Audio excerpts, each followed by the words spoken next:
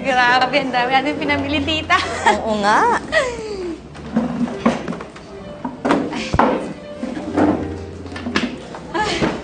Napagod ako dun, tita. Alam mo, sa totoo lang, ako rin. Kasi, ang tagal ko nang hindi nagagawa to eh. Alam mo, ngayon lang ako uli nakalabas ng ganito simula nung nawala si Ana.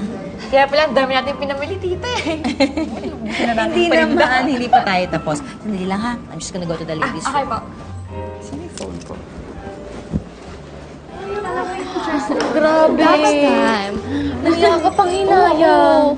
May buko? Ay. Oh my God. Si Claire ba to?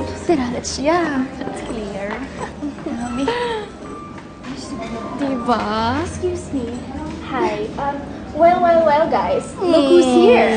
It's our social climber friend. And look, kamusta ka naman? Mukhang ang dami mong pinamili ah. Totoo ba yan? O puro paper bags? Ano ba? Patigil na!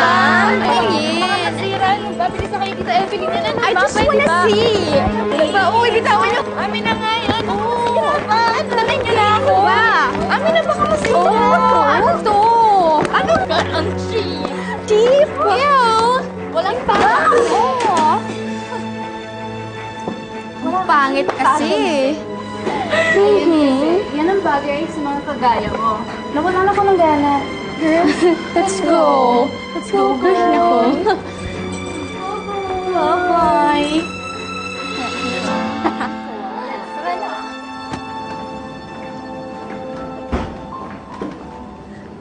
Claire? Are you okay? Bakit? Ano nangyari? Claire, ano nangyari? Tita, pinagtatawanan ko kasi ng mga kaibigan ko. Sabi nila mahirap lang daw po ako. Tita, ginubuli nila ako kasi mahirap lang daw po ako. Oh, kawawa naman! Lang pa kasi! Nasasabi ko kaya sa mami ko. Anong mami? Amor ka naman, di ba? Ako! Nasasabi ko kaya sa mami ko!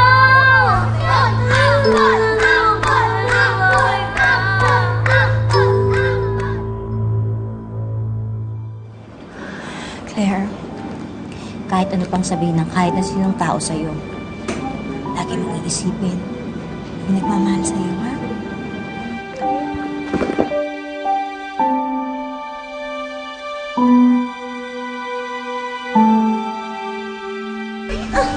Nangyari sana?